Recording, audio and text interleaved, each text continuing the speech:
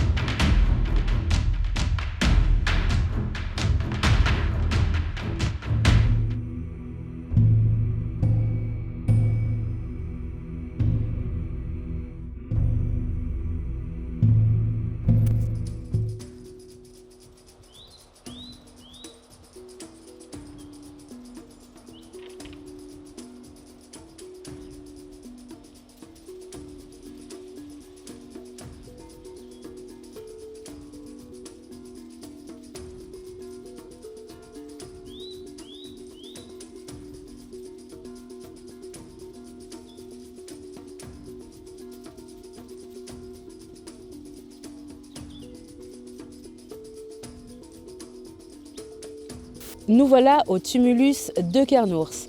Il date de -3000 avant notre ère, soit du néolithique final.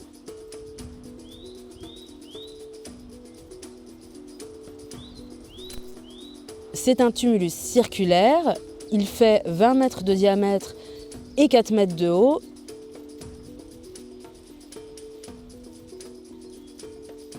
Il contient, comme tous les tumulus bien sûr, un dolmen qui lui fait 18 mètres et qui a une petite particularité, c'est d'être coudé, donc de former un équerre. Il est ce qu'on appelle une allée couverte, c'est-à-dire que c'est un dolmen dont le couloir est complètement indifférencié de la chambre. C'est vraiment un long couloir.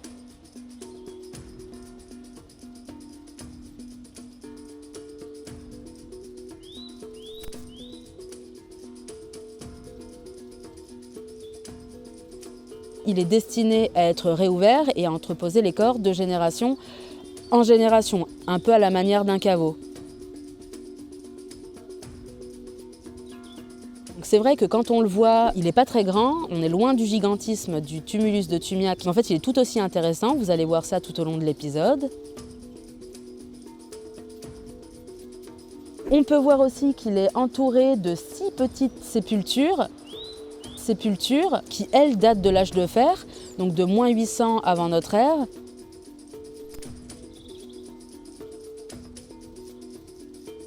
C'est là qu'on voit à quel point la culture se transmet vraiment sur des millénaires. Quand on regarde ces petites tombelles, en fait, on voit bien que c'est un peu le même principe qu'un tumulus. On va prendre un coffre funéraire, on va mettre le corps dedans, faire une petite maçonnerie en pierre sèche tout autour et on va recouvrir ça d'un dôme façon tumulus à peu près d'1 mètre de haut. Là, on en trouve 6, mais elles étaient beaucoup plus nombreuses, ont été un peu détruites avec le temps. Ouais, je pense que sans plus tarder, on va aller visiter l'intérieur du tumulus parce qu'en fait, on est là pour ça, on n'est pas là pour les petites tombelles, même si c'était intéressant.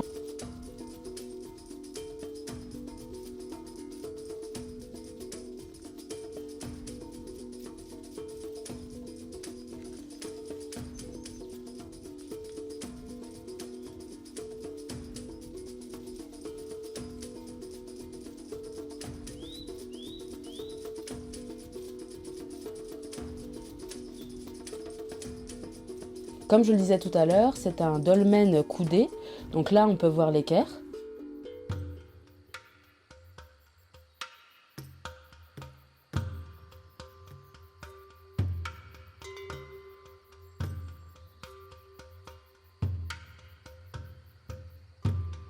C'est un type de dolmen extrêmement rare, on n'en trouve que 7, ils sont tous dans le même coin, entre l'embouchure de la Loire et l'estuaire du Blavet. Le Blavet, c'est un fleuve qu'on trouve près de Lorient.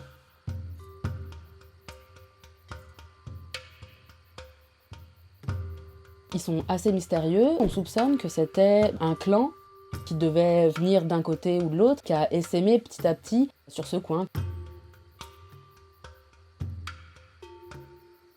Pour vous expliquer un petit peu comment c'est fait un dolmen, on va faire un petit peu d'étymologie. Le mot dolmen, il peut être divisé en deux parties. Tol en breton, qui a donné dol après, qui veut dire table, et men qui veut dire pierre. Donc la table de pierre. Ça donne quand même une petite indication sur comment c'est fait.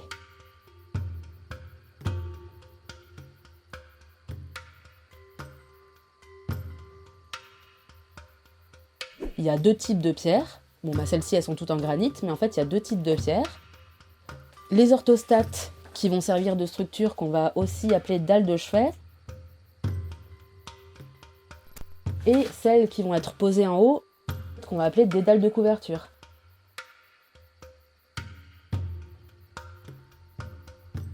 Ce dolmen-là contient 36 orthostates, donc dalles de chevet, et 14 dalles de couverture. C'est vrai que quand on voit un dolmen, en fait quand on voit un dolmen complètement nu, on se demande comment les gens ont fait pour que ça tienne.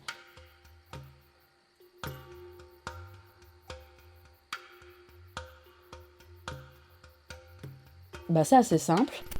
On va venir placer les orthostates dans des fosses de calage pour qu'elles soient bien stables. Et une fois que c'est fait, on va venir mettre de la terre à l'intérieur pour bien combler tous les trous.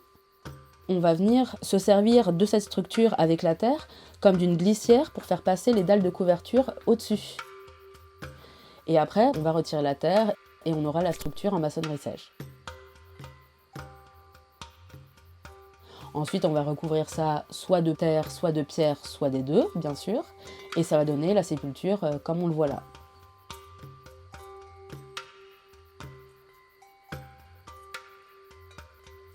Donc là, à défaut de vous parler du mobilier funéraire, je vais vous expliquer pourquoi on rentre dans des sépultures, mais en fait, je vous parle jamais des corps.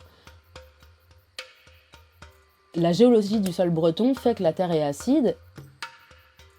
C'est dû à la présence du granit, qui fait que les corps se désagrègent vraiment très rapidement, donc on en trouve très peu.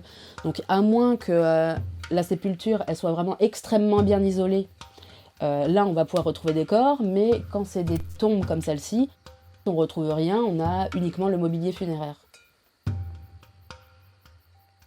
C'est marrant de se dire que ces gens ont créé des sépultures pour que les morts soient honorés dans le temps et que ça reste, mais en attendant, le matériau qu'ils ont choisi désagrège complètement les corps et on n'en retrouve pas. Donc c'est un petit peu paradoxal.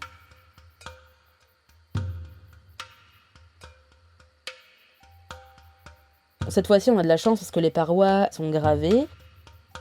Apparemment, il y a une petite gravure spéciale qu'on va essayer de trouver.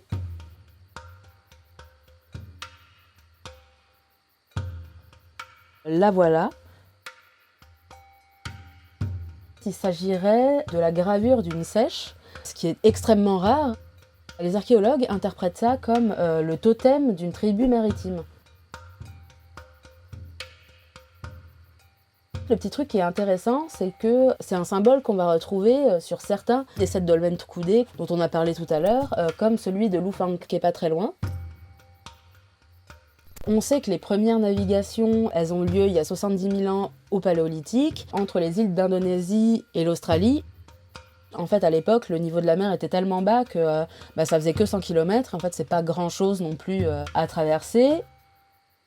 Bon, une chose est sûre, c'est qu'on ne sait pas le type de bateau qu'ils ont utilisé, mais on sait qu'ils ont bien traversé la mer. En attendant, ce que je peux vous dire, c'est que la première embarcation qu'on a retrouvée au monde, elle date du Néolithique, trouvée aux Pays-Bas. C'est une barque qu'on appelle une pirogue monoxyle.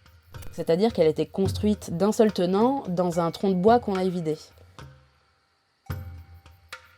Ce qui est intéressant à noter au Néolithique, c'est qu'on a retrouvé en fait les traces d'un important trafic entre Gibraltar et la Bretagne. On soupçonne que c'était un trafic commercial.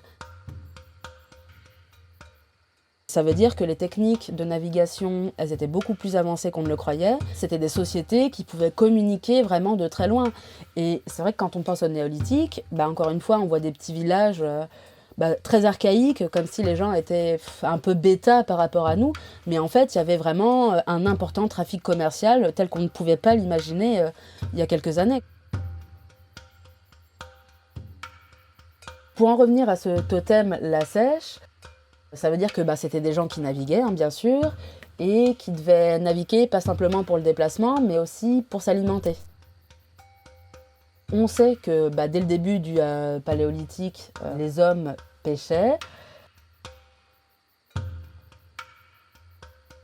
On sait qu'ils pratiquaient la pêche à pied, c'est-à-dire la collecte de mollusques sur le bord. Mais au néolithique, on va retrouver des systèmes de pêcherie fixe, c'est-à-dire qu'on va poser des pièges à marée basse et on va attendre que les poissons, les mollusques, les coquillages viennent se déposer et on va venir récupérer ça à la prochaine marée basse en fait.